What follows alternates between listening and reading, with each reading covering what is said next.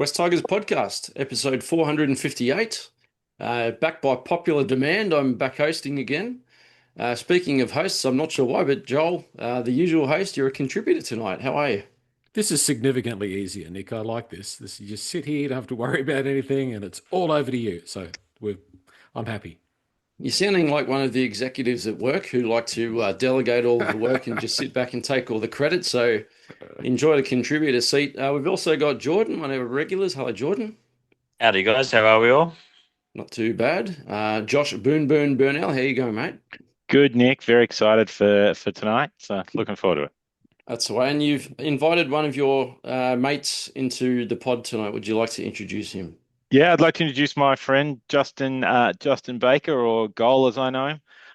He's an old mate from uni. He's a Canberra boy. Lives in Canberra and follows the Green Machine. So we thought we'd get him on to talk a little bit about the Raiders, given this week's match. So welcome, Just. Thanks, Josh. Good to be with you, boys. I'm sure you've all got a bit of a spring in the old step, given the how the Tiggies are going this year. But look forward to joining the chat briefly. It's definitely a nice change for us, Justin. Obviously, from Raiders' point of view, minor premiers last year and couldn't go on with the job. But it's only early days of, as we've discussed in this pod the last few weeks. But I guess as a long time suffering West Tigers fan, we've got something to cheer about. Hopefully, it is early days, but hopefully we're on to something good. But you must be fairly pleased. You've had a little bit of a roster change during your off season. You've lost your halfback, but how do you think the Raiders are going overall? Yeah, look, I'm obviously disappointing start. Where obviously I think we're missing Fogues and his kicking game, and I think it'll take a little while for Ethan or the two Ethans to adjust into the halves pairing. I think there's been a few games that we've been right in and probably could have done better. I'm looking forward to see how we go this weekend because I fancy our chances on the road. I think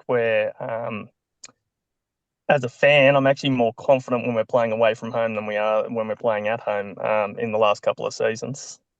Well, hopefully we'll give you something to cry about, Joel. You have something to add on there, mate? I was going to say that must be the first time in history that you've ever had two halves in any team with the same with Ethan. I mean, how can you have two halves both called Ethan? There must be something going on in Canberra. But how do you put up with that coach, Justin? I mean, he whinges and sooks every week. Look, I think you just get used to it.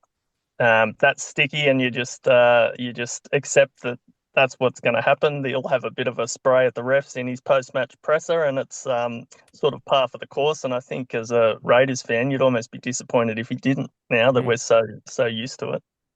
He's certainly a cranky character, but we will get into a bit more of the game preview and talk about that match on the weekends shortly. But the way I wanted to actually start is I thought we might talk about a few old games that really stick into memory. I know the first one I'd like to mention, Jordan. I don't know if you're out of nappies at this stage. Actually, I know you were. You're about 11 years old, and we discussed that last week.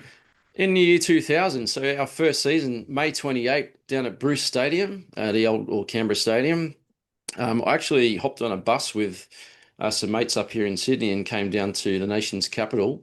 I remember the forecast was for cold weather. When we got off the bus, I had no idea it was actually going to snow, but it snowed right through to half time, and man, it was cold. Jordan, do you remember that game? I do. I remember a bit about it, and I've obviously seen a lot of things over the years. I was 9 years old at No. the time in year 2000. Um, so yeah, I remember because did they play with a white ball?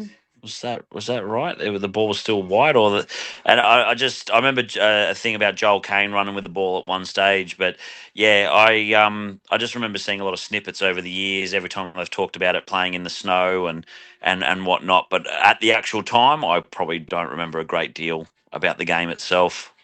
Yeah, Josh, I think you were there. I was in Canberra at the time, and I had all intentions to go. We were actually at uni. Justin and I were at uni there, and I was intending to go that day, and I was all prepped, had my tickets, but a giant snowball fight started in the car park of the uni resis.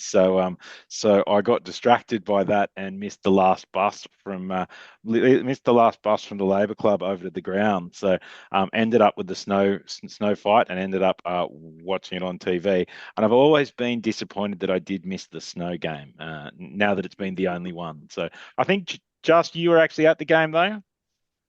Yeah, Josh, a mutual friend of ours that you might remember, Kyle from the uni days, who was a diehard Tiggy himself, and he actually was the one who dragged me along, really, and it probably says a lot for 90s fashion, even though this was the year 2000, but I was dreadfully ill-equipped for a game in the snow. I was wearing, do you remember parachute track pants were all the fad? So Nice. the snow just melted straight into them, and it was a pretty cold afternoon. I don't remember a lot about the game itself. I remember Kevin McGuinness was in the centres for the Tiggies, I think, that day, and he must have been standing right near where we were sitting just before kickoff, and I can just remember him just sort of shaking his head going, what is this? How are we even playing in these conditions? But it was it was a pretty historic day, I suppose. But and we got the win, I guess, importantly. Yeah, he did get the win 26-24. No, sorry, 24-22 was a 2-point win. But one thing I do remember, I remember John Hopewadi, I think Craig Field put a kick into the in goal. I think it was Craig. Was it Craig Field? No, he Yep. was Craig Field. I remember Hopewadi diving from about 15 meters out to slide. And I'll never forget, the ball stopped about a meter from the dead ball line. Hopewadi stopped about 2 meters before the ball because he dived from so far out. So that was a failed effort there from Big Hopper, Joel. I think your memory is wrong, but Nick, I think it was Lower Milford. I don't think John Milford, Hopewadi was a yes. West Sorry, Tiger Hopper in was. 2003. Yeah, But no, you're correct. You're correct. But what I remember is Craig Field kicking a ball and it landing right in the bread basket of a Canberra player and then running about 40 metres to win the game. I don't know how accurate that is, but that's what my recollection of the game is. But also the snow was there predominantly like pre-game and in the first half, but by the second half it had sort of cleared away a bit. But yeah, very, very cold day. I was sort of okay equipped, but it wasn't the coldest I've ever been at a football game. I got caught in Newcastle in the rain and sat there in the rain one day, and I think that was the coldest I've ever been. But yeah, up there with it. But very memorable day, and again another memory that's wrapped up in a loss, unfortunately. yes, another loss. I do have a happy one to move to before we do move to another tragic loss. But 2010 finals week 2. So us Tigers fans will remember this for good reasons. Poor old Justin's looking a bit uncomfortable already. But the one thing I'll never forget about this game was poor old Jared Croker having that kick from about 30 metres out, pretty much straight in front of the post with about 3 minutes to go, I think it was, to tie it up. And that kick never looked like going over the post, Justin. Yeah, seems variations on a theme, doesn't it? We've had that recently with poor kicking proving costly. Brings back memories of late last year, but that one was obviously very gettable, and I think I remember the team sort of wrapped their arms around him, were pretty keen for him not to take the heat for the loss, but definitely one he should have knocked over. I don't remember it being a particularly hard kick either. I think it was just kind of to the left of the posts, and yeah. He shanked it for sure. Yeah. Yeah, it was pretty ugly. I actually watched that quickly, just a highlight today. And after the game, of course, all the Tigers players came over and gave him a hug and consoled him. But I mean, when you basically cost your game the next step in the finals race, it's pretty hard to get over, especially during that moment. Hopefully, Jared, you're fine now, but all the best. But anyway, we'll move on. There was one more. Josh, I know you put in our chat that you wanted to chat about, which wasn't a very pleasant memory from 2022. Well, it is a famous Tigers Raiders game. It was at Leichhardt last round of the season. You know, we weren't making the finals, but I think, you know, we all had very much excitement to finish the season on a high. And then at half time, we were down 42-0, and I think it ended up 56-10 at the end of the game. And I think you can almost class that as the low point, or perhaps we thought it was the low point. I think we went on to win 2 more wooden spoons after that. So perhaps it was a sign of of what was to come. But yeah, that was it was a sunny Sunday afternoon. It was beautiful conditions from memory, but beautiful conditions for the Raiders. And I think, there's been a few of those over the years. And I remember Jordan Rapana, you used to score plenty of tries against the Tigers. And of course, BJ before he came here and failed to be good anymore. So yeah. That was a sad day. That was. Jordan, I reckon you would have been out of that game at Leichhardt that day. Yeah, no, it definitely was. I was at the one in 2010, the finals too. I remember that because my wife was heavily pregnant. She was like 6 months pregnant and it was absolutely freezing, and she was cursing my name for dragging her all the way down there. But yeah, no, I do that, and yeah, the Rapana and Leilua combinations. Rapana could have thrown a ball blindfolded, losing one leg while falling, and somehow it still would have ended up in BJ's hands, and it was just the crap those two used to pull when they played against us. I don't know what they drank or what they had before they played us, but they saved their best combination games for when they played us, and it sucked. Isn't it funny when you look at the history between the two clubs, and even before the merger, you think about, I think about the '89 grand final being a very old Balmain Tigers fan, a lifetime ago. Joel's having conniptions thinking about that, but I mean, I'd just like to point out I wasn't even born. you weren't born. Count yourself lucky, Jordan. Yeah. I was only 10 years old and I was wishing I was dead that day. Yeah. So, yeah. I think I was in the same boat, but I mean, even since since 2000 when West Tigers were formed, there's been some really interesting runs of games and wins and losses between the two clubs. Because when I looked at the stats, I'd actually forgotten that during 2009 to 2011, the Tigers won 7 straight. There was a very similar streak that the Raiders had over the Tigers, and I remember for a while the win-loss or the win-win ratio between the two clubs was very similar. I think we were about 50-50 games won for each club before I think lately the Raiders has slightly taken over that. And we'll look at the head-to-heads shortly. But Josh, I know you mentioned a streak that Benji had for quite a while as a player there over the Raiders. Yeah, I remember this, so I looked it up today. At one stage, Benji had won 18 in his, in his earliest career, or most of his career. He'd played the Raiders 18 times across 3 clubs, so across the Tigers, the Dragons, and the Broncos, and he'd won 17 times. So he actually had a 9 from 9 perfect record at Bruce Stadium. I don't know how that continued for post 2018. I mean, he was playing a bit with the Tigers again after that, so perhaps it wasn't quite as good, although he did play for Souths too. So, but yeah, at one stage he'd won 17 from 18 games against the Raiders. So hopefully Benji still knows how to beat the Raiders, and that'll be good on Thursday night. But yeah, we shall see. That's some pretty freakish stats there from Benji. But yes, hopefully we do continue that. And we will get to our form guide at Leichhardt Oval a little bit later, which isn't all that crash hot either, which is a little bit surprising. But I thought before we start looking at the game ahead, I thought we'd just have a very quick look at the ladder. So obviously Tigers lost on the weekend at Campbelltown. We only slipped 1 spot, so we're down to 3rd on for and against. There's a few teams actually with us on 10 points, being the Warriors, Rabbitohs, Roosters. So that's quite tight up there. Justin, the Raiders. Look away now. Well, you know what? You're 13th, but the form guide actually isn't that bad. You've had a couple of good wins the last couple of weeks. Yeah, look, and even like I go back to the Knights game, which you look at the scoreboard and it looks downright ugly. I thought for large swathes of that game, we actually had a lot of momentum, and we weren't patient.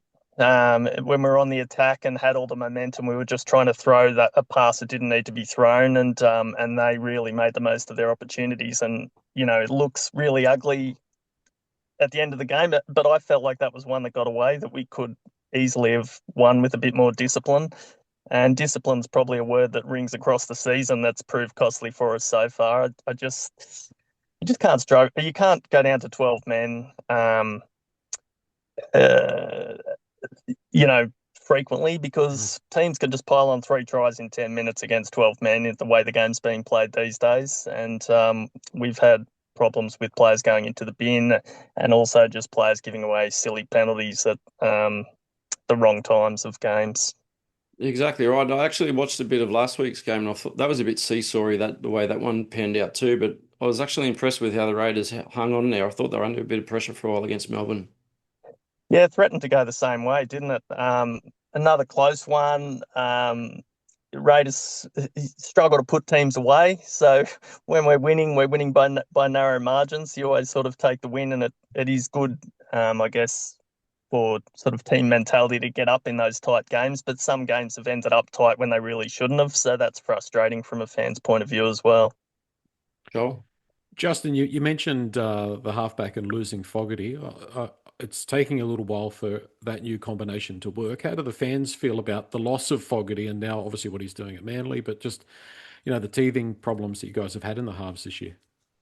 I think Stick's always, pointed out we need to be patient. I think a new halves pairing is always going to take a little while to gel. I think Ethan Sanders is, settling into his game well. I think his kicking game is improving week on week. And it was always, I think that aspect of the game was always going to be the biggest shoes to fill. We really became quite reliant on Fogarty's kicking game to put teams under pressure consistently, which was a real plus for us. I think in terms of the attack, it's looked a little disjointed on occasion, but, even with Jamal, the Raiders' attack was more than capable of looking disjointed on the odd occasion. To be honest, I'm as concerned about the defensive lapses than I am about our attack. I think the attack will just get better from week to week. I think our bigger problems are really our defensive work out in the flanks. I'm less concerned about the gelling of our attack, because I know that'll just continue to improve as they get more game time together as a unit. If we can keep them all on the park, which isn't going to be the case this week, which we'll get to shortly, I'm sure. Mm-hmm. It's interesting when you look at the for and against for both clubs. So obviously Tigers have started the season quite well, especially for us. 176 for, 113 against. You look at the Raiders, and maybe that's kind of along the lines of what you guys are talking about. 141 in attack and 204 against. So there's a bit of a discrepancy there. Yeah, and again, teams have shown they can score tries quickly when momentum swings against us. We really do struggle to arrest that at the moment. So I'm sure that's a talking point within the walls of the club, and something we'll be keen not to let the Tigers do, hopefully, on Thursday. Well, we will get into the match preview a little earlier this pod. I've kind of flipped the order a little bit, so we'll start getting into that now. But just want to start with the head-to-head. So between the two clubs, we've played 46 matches against each other. Tigers 26, Raiders have won 26, so slight advantage there to the Green Machine. The last two meetings, Raiders have been victorious both times, 24-10, 30th of October, 30th of August last year. And then in June, you beat us 16-12, which was our home game. So a bit of recent history there, leaning the way of the Raiders. We've gone over the form guide, so Raiders have won the last two and look quite good doing so. Tigers coming off a loss against the Broncos on the weekend, and obviously before that, 3 in a row and showing some good form. So there's some interesting dynamics going on there. Just looking at the location specifically, or the venue for this game on Thursday night, Leichhardt Oval. Everyone loves going to Leichhardt. I don't think it matters really whether you're home or away. It's just got something about it, that old traditional home ground. 6 matches between the Raiders and the Tigers. Would you believe Canberra's won 4 of them? So I couldn't believe when I saw that. I know that Canberra's sort of been our bogey team a little bit at times, but I didn't realise at Leichhardt, Joel, that it was going to be that way. Yeah, I guess the thing is that so many of those stats are a little bit spoilt by how poor we've been. Maybe not so much this year, but in previous years, and some of those records and things changed around. Like, I don't particularly remember Canberra having the wood over us at Leichhardt. It seemed to be, my memory is, about 50-50. I wanted just to make the point about that second match last year where Canberra really was on fire, and we went down there. I thought we matched the Raiders in a lot of ways. The Raiders had a lot more they were always probably going to win the game, had more class and better team. But I thought that gave me hope as a West Tigers fan, that we were taking a pretty good team, pretty far in that game, especially down on their turf. So it was a bit of a turning point for the West Tigers, I think, going down there and taking on that very physical team as well. Justin, one of the things that we've spoken about a lot in the last few years as West Tigers fans is a lack of physicality. Canberra very much being the yin to that yang. You're a very physical team, so that we consider that sort of a good yardstick that we went down there and did pretty well. I don't know what's going to happen on Thursday night because things have flipped around. You guys have made changes. You're not at full strength, and we're still a little bit hard to get your finger on exactly where the West Tigers are. So, yeah, there's definitely some question marks there. But 4 games to 2, 4 wins to 2. I guess, yeah, that's probably, I'd agree that stat must be right. Yeah. And it's interesting too when you look at the total points that each team has scored at Leichhardt.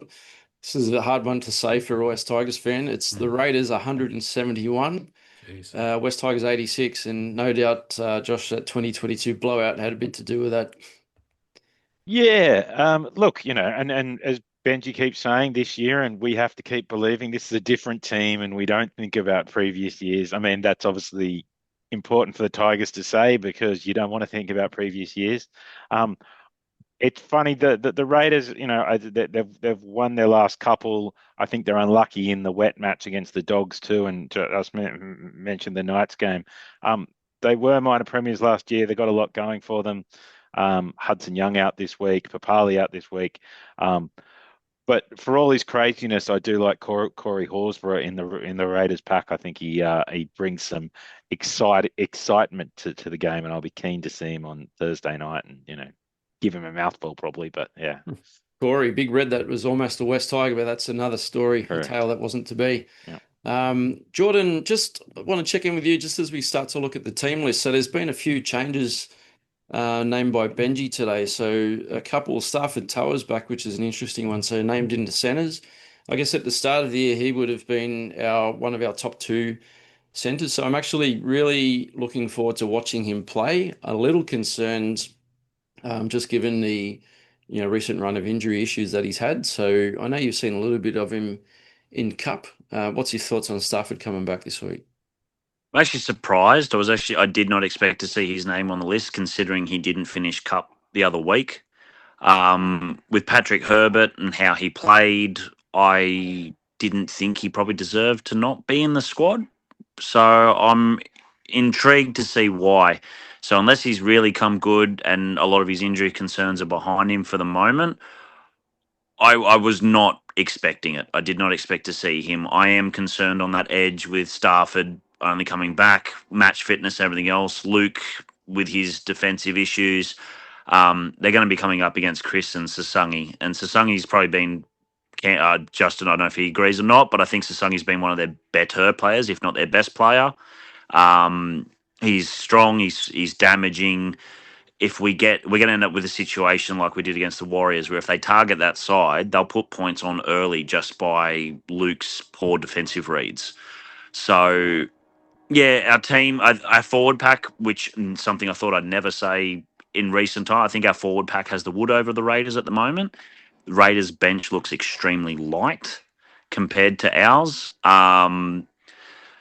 It's going to be an interesting matchup. I have a lot more confidence in this game than I had against Broncos or the Knights the previous week. If our forwards do what they've been doing for the last month, we should be rolling down the field. It's just whether or not we can take our opportunities in the red zone, which seems to be our biggest struggle. Yeah, I agree. Josh, Hamasi Makasini's been dropped. Now, I know our mate Zach from Tiger Town podcast did suggest that it could be resting due to a foot injury or concern. I'm leaning on, I know we spoke about this on the pod the other night, leaning towards maybe Benji's just sticking with his guns and maybe just dropping him for a week, given the couple of errors that he made late in the game on the weekend. What's your thoughts?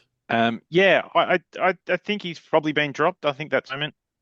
Sorry, I think Makasini's probably been dropped, and I think that's probably deserved. It was interesting to see Luke come back, but I guess he was kind of out with suspension and then come back off the bench, and we talked about standards.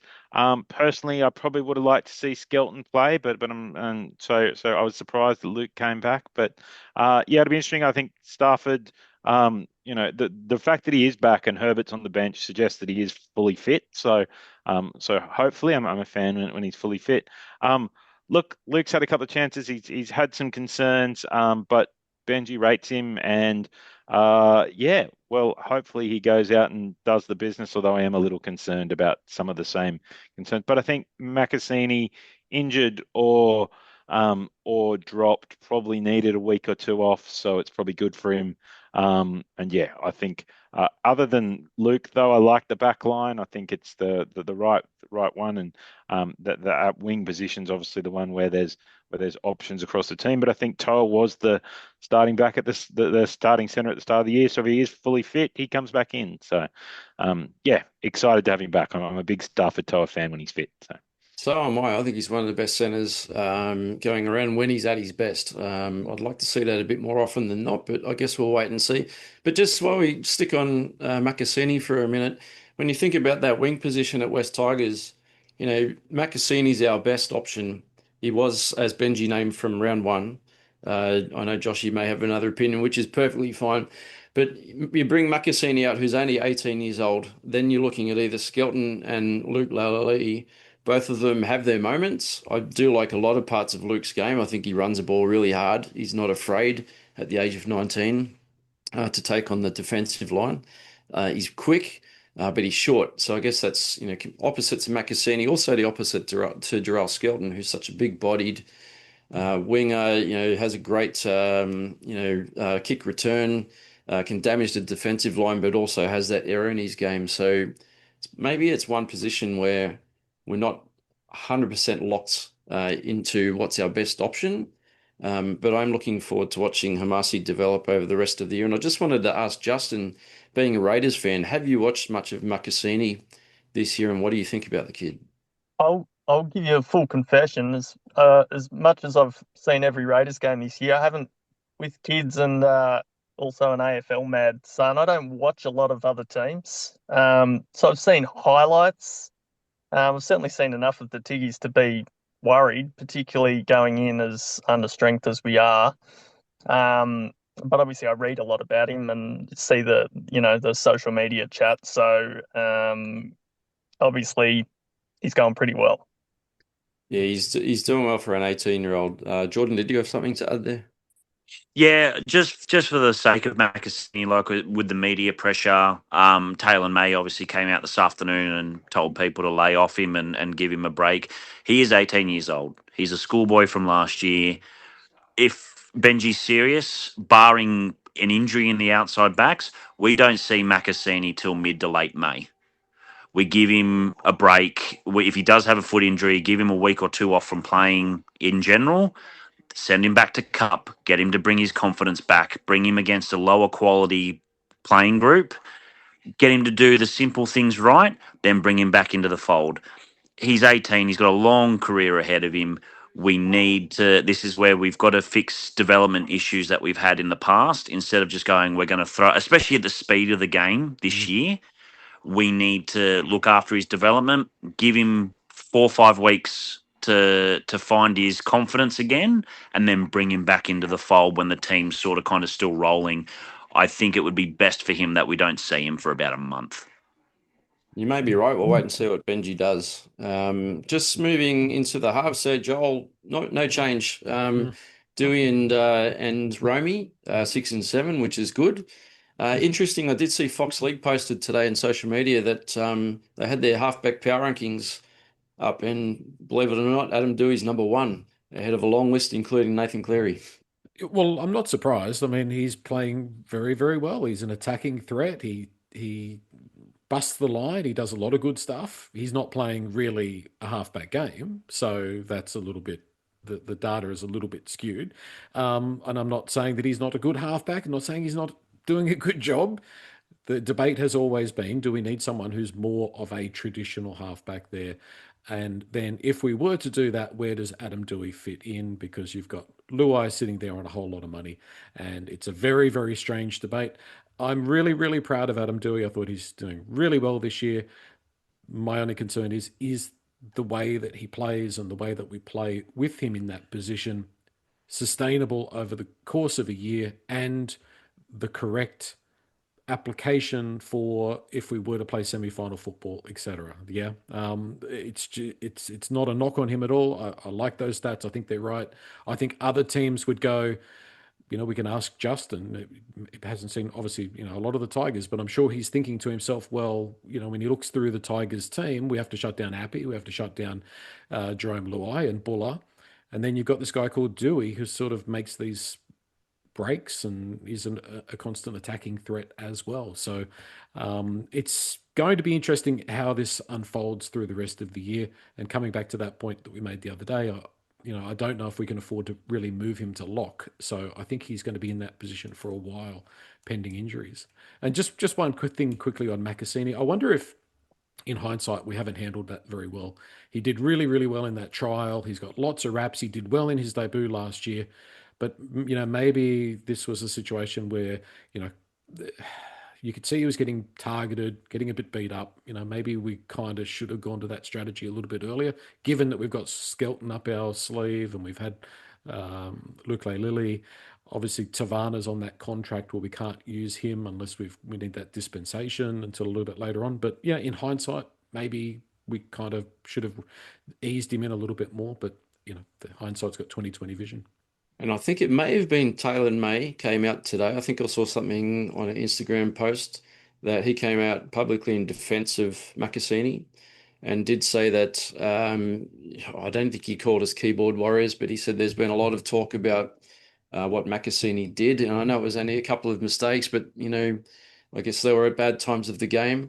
And nothing was ever said when we were winning, which is true. Everyone's obviously more critical when you lose games, Joel. But I don't think people are really laying the boot in. We all love him. No. We all see the 100%. beautiful, wonderful potential of him and think he's done really, really well, given he's 18 years old. Like nobody, as far as I know, nobody on the West Tigers podcast is calling for him to be lynched or sent out of town. He made some costly mistakes, but he'll learn from it and grow from it. We've just got to be patient, and as Josh said, give him a bit of time to regain his confidence. He's still working this stuff out himself. He just needs a break. It's a long season. It is. For an 18-year-old who doesn't look 18. His face does, but he's still a kid. So, yeah, Josh, did you have something else? He gets smashed every week, too. Yeah. Don't forget that. Yeah, I was going to moving on from Macassini for a bit. I was going to ask just who should we be most worried about on the Raiders side coming into this weekend? I've watched bits and pieces of the Green Machine and I do enjoy watching them, but who should be the players this year that we should be on tonight? Well, I guess you've already touched on Simi Sasangi, and he is the form player for the Raiders out in the centres, and when him and Ethan Strange are sort of attacking down that flank is sort of when we are looking the most dangerous this year. I think when we're in the opposition 20, we're really going to miss not having a player of Hudson Young's calibre. I don't know what his sort of try involvements stats are, but he's a creator. He might make silly mistakes sometimes or give away a penalty here or there, but he's a critical player for us and will be missed. And I guess Kaio Weeks from broken play, we saw against Souths what he can do. I wouldn't pretend he's going to do something like that again against the Tiggies. I think he beat about 5 or 6 defenders in one play there. But in the absence of Big Papa's out as well, 6 to 8 weeks, I think. So we're definitely going in with a depleted pack, and we're just going to need guys like Noah Martin, Ori Horsbury have touched on. Those boys are really just going to have to step up, because I think if the game's one in the forward pack, as it usually is, I am a bit worried about our depth with a couple of forwards not playing this week. Yeah, I check out the Raiders bench, and the reserve props look to be Dane Laurie and Morgan Smithies. So that's probably not a great sign coming into a match for that kind of second part of the game. So Yeah, Smithies. I think Smithies started in the front row one game this year, but he's back on the bench, and Mariota, who's usually that sort of bench prop role as well, is in the starting lineup this week. So it'll be interesting to see what sort of minutes. I mean, Papa, as good as he is, doesn't play a lot of minutes at the moment these days either. But it is going to impact our rotations a bit. Some of the boys that aren't used to putting in big minutes are probably going to have to play a bit longer. Jordan, just talking about rotations. So we've retained Jock, so he's still at 14. Latu Fonu drops out of the 19, so he's on the reserve or extended reserve list, and Tristan Hope comes back onto the bench. Do you think we'll use Hope during the game, or do you think he's just there to cover? I think he's just there to cover. Appy's been doing well in the minutes that he's providing. Appy seems like a rejuvenated senior player. So I think we'll get a full 80 out of him. It'll only be either if we're sort of kind of behind, if maybe Benji thinks we need to take advantage of tired forwards or something along those lines. But I think Appy will play the full. I think Jock, Sione, Royce Hunt and Seafarth will see out the game. I don't know where Jock sort of kind of fits in. I don't want this 20-minute cameo where we move Dewey to centre and we bring on Jock and Stafford comes off or whatever. It seems redundant to me. If you're gonna make the change early or you're not sure, if we're not scoring points early, you should be changing it in the first half. We need to be on top. I honestly feel that if we started with Jock against Broncos, we probably win. He straightens up and creates so much space for our outside men, and there was just we looked amateur again in the red zone. Like the amount of possession we had in that attacking zone for against the Broncos, we should have scored more than 20 points. You're probably right. And I know there was a lot of discussion during the week in the media, social media. A lot of podcasts were talking about that too. But I will get on to what we're doing right and what we need to work on very, very soon. 7:50 p.m. Thursday, kickoff at Leichhardt. I can't wait. It's another sellout. I've got my pass. Josh, I'm going to meet you somewhere on the hill. So I'll come and find you and we'll have a chat and watch some of the game together, which will be nice. Joel, are you heading out? No, not on a Thursday night. A little bit difficult, but I was just going to raise the topic or throw it out there. Like Buller looked a bit injured with the shoulder last week. Yeah. Stafford's probably got a little bit of a question mark over him still. I wouldn't be surprised when you've got Skelton on the extended bench and you've got Patrick Herbert there as well. I wouldn't be surprised if there's a bit of a reshuffle before this match starts, and maybe what's named there might not be what runs out. You could be right. I was really worried about Buller when he went down last week because he looks like he was in quite a bit of pain. When the trainer was with him and he was looking at his shoulder, he looked quite distressed. So I don't know exactly what happened in terms of injury. Jordan, did you hear anything about injury report or anything around Buller's shoulder? Nah, nothing I've seen. Yeah, he got beaten up a couple of times. He landed on it awkwardly, which is your typical sort of kind of AC joint injury.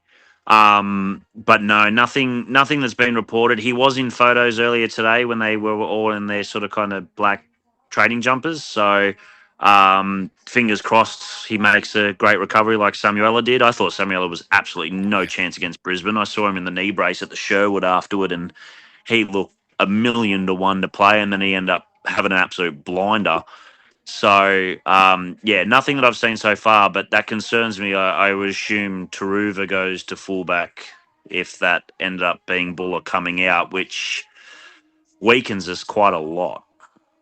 Yeah, I don't like Taruva playing outside of his wing spot. I know he did really well in the centres, but for me, he's a specialist winger, and he does so many good things there. So hopefully no reshuffle required, but I guess we'll wait and find out what happens on Thursday night. Adam Dewey can play fullback. Beg your pardon? Adam Dewey can play fullback. Dewey has played fullback. Yes, he can. The man that can probably play anywhere in the 17. So I'm not advocating for that. I'm just No. just to make it clear. You'll get crucified for that, Joel. Yeah. Why are you running hot, Joel? How do we win?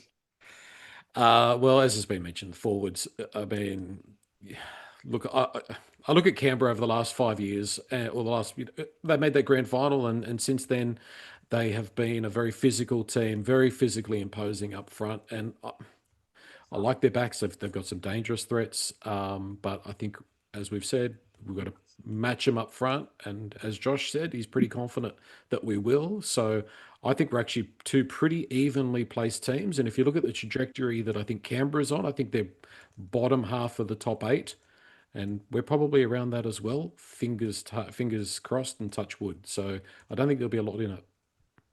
Justin, do you have a score prediction?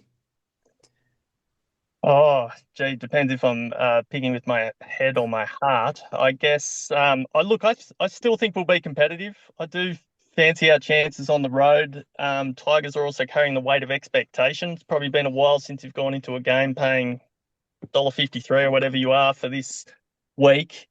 Um, but my prediction, I will say Tigers 24, Raiders 20. Oh, he's Oh. gone for a Tigers win. I wasn't expecting that from you, Justin, but maybe because you're on the podcast, you can probably come back again. Jordan, what do you think? What's the score going to be? Yeah, it'll be decided in the forwards. Our edges will definitely play a massive part. The likes of Kai Pearce-Paul and Samuela. Not to discount the Raiders fullback, they still have probably one of the best forwards in the game in Tarpany. And I love the look of that Noah Martin. He's a tough, nuggety forward. If we roll our sleeves up and we keep them scoreless in the opening sort of kind of 20, 25 minutes, I think we put a few points on. I have a feeling if we play to the degree that we did against Brisbane, like Brisbane had different quality and Reynolds picked us apart. But if I have a strong feeling if we play to that ability and that kind of possession, we'll probably roll away with it. I'm going to go with somewhere probably close to like 32-10. Okay, that sounds good to me. Josh? Look, I think it's going to be a close one. I think the Raiders' unusual style and their ability to score, random crazy tries is probably doesn't suit our kind of this year's more structured defense from us. So, look, I am going to stick with the Tigers win, but I'm not too confident on that. I think the Tigers will get up 22-18 in right at the end, so it'll be close, right to the death. Yeah, with an Alex Twal try to seal victory. So, that's my prediction for the weekend. I predicted a Twally try to win the game last week and it didn't happen. Joel, what's your score prediction? I'm going to go 36-28 to the Tigers. Okay. Pretty high scoring, I think. That's a lot of points. Yeah. Yeah, we're all on the Tigers. I am worried about the short turnaround. It is a very short turnaround this week, and we've had some short turnarounds the last few weeks. So there may be some fatigue. Hopefully not. Hopefully it's cool enough on Thursday night and the crowd gets the boys up enough that we come out with a wet sail and put in a really strong performance. Because I did say it on the last pod. I think it's very important for the Tigers to win this week because we've got a really tough period coming up before and after the bye. So for the Tigers to stay towards the top of the ladder, which will really help to give us something to leverage off going into the Origin period. I think it's very important. So, Justin, I'm sorry, I'm going for another Tigers win. I'd like to think it's going to be a whitewash or a huge scoreline, but I don't think it will be. I think it might be something like 28-22. I've got a feeling Jed Stewart might get a couple tries in the corner from some high kicks because I am worried. Is he on Luke Laulili's side? I'm not sure which side he's on because that's a bit of a mismatch. Yeah, so he'll be on our left wing.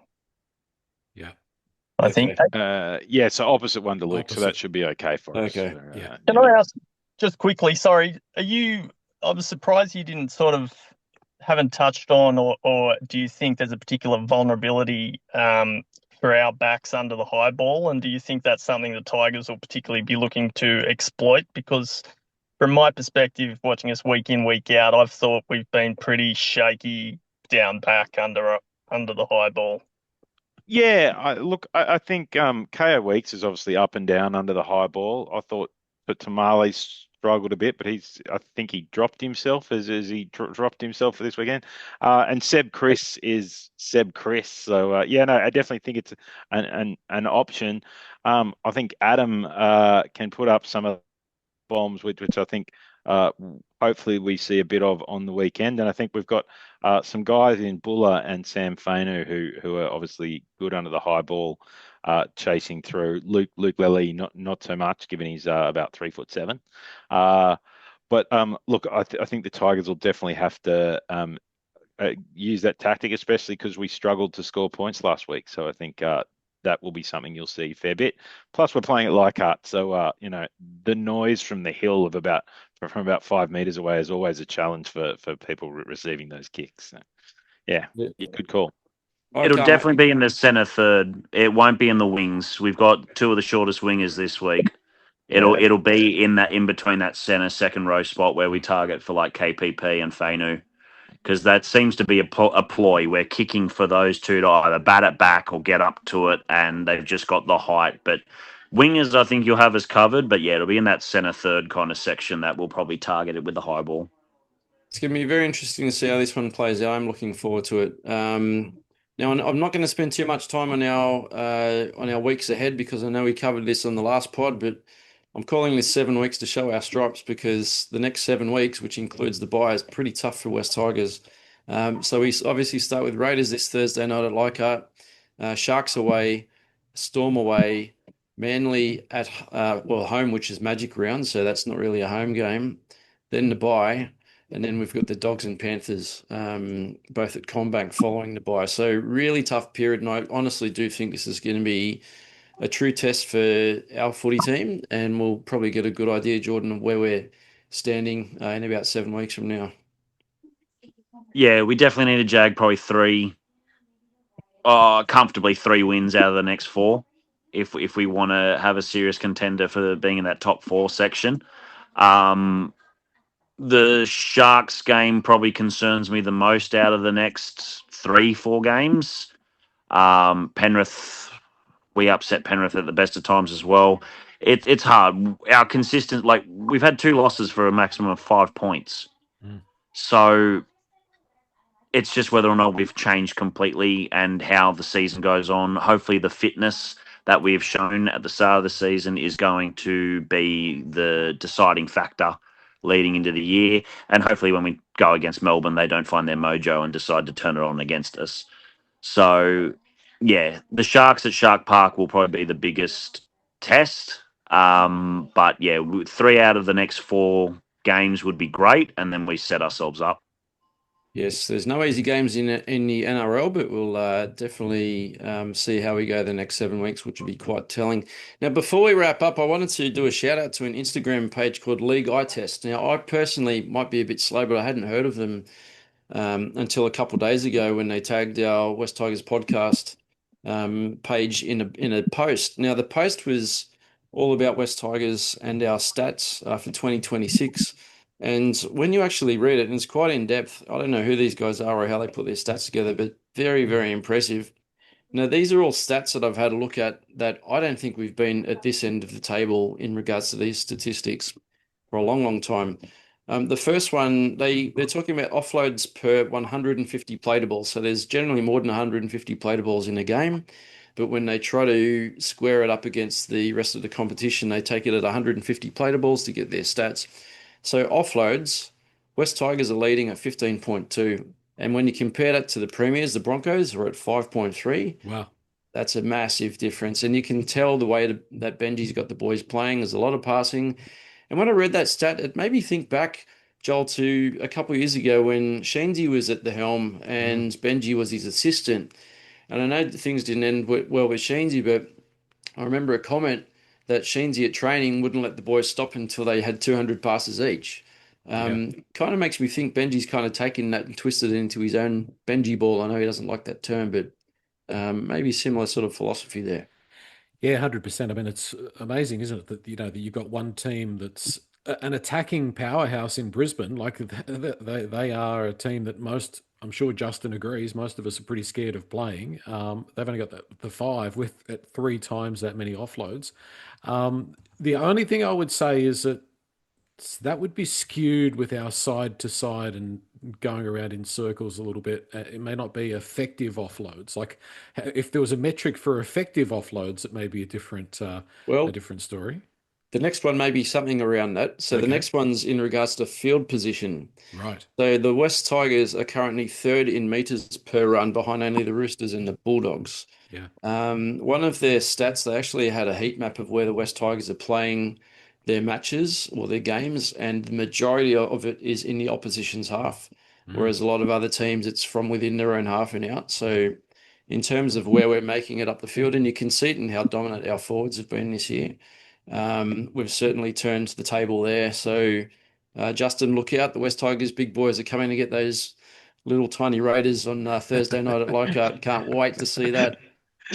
Another interesting one, the West Tigers have led for 55% of minutes this year. So we've been in front for the majority of our games, which is 6th in the NRL. So that's not bad, and I dare say that's quite a bit higher than it would have been last year as well. Would you believe this one, Jordan? The West Tigers are the only team this year not to concede a try from the other side of halfway. Oh, well. Okay, no, that I wouldn't have believed that stat. That's It's nice actually not, that's pretty good. It's nice not to have another team run from their side of halfway to whether it's 60, 70 or 100-meter try against you. So Yeah, that's I love a good stat. That's a good stat. I like that. I It like is- that. You've cursed it. It means Yeah. Canberra are going to score one from after Exactly. 50 on Thursday night. But yeah, that's a good stat. It is a very good stat. And the only other thing I want to take out of this that League Eye posts or League Eye tests Test. posts, get those words out.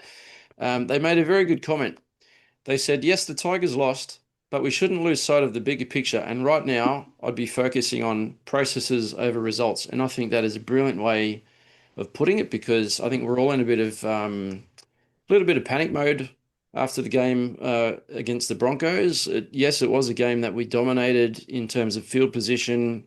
We dominated possession. We dominated every statistic that you could find, but we lost on the scoreboard. But when you look at the way Benji's got us playing, when you look at those statistics, which is pretty much hard facts and data, Joel, I think we've got a lot of good reason to believe that this year we're playing finals. Yes, potentially. Remember the stats last week against the Broncos? We won right across the board, but didn't win the game. So what's going to matter is at the end of the regular season. You said it's a process. I hope the next process is putting 60 on the Raiders. Sorry, Justin. That's That could okay. only- Go ahead, Justin. Oh, no, I was going to say that's okay. Look, I think we're up against it, but I can't see us dropping 60 points. No, I think you'll be all right there. I Can't see either, us but- scoring them.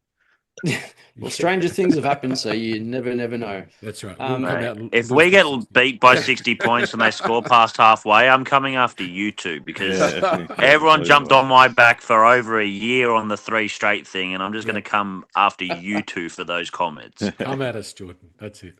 Part of me is actually disappointed, Jordan, that we won 3 in a row, because I loved, making fun of you. I know for a there few goes years. half your content.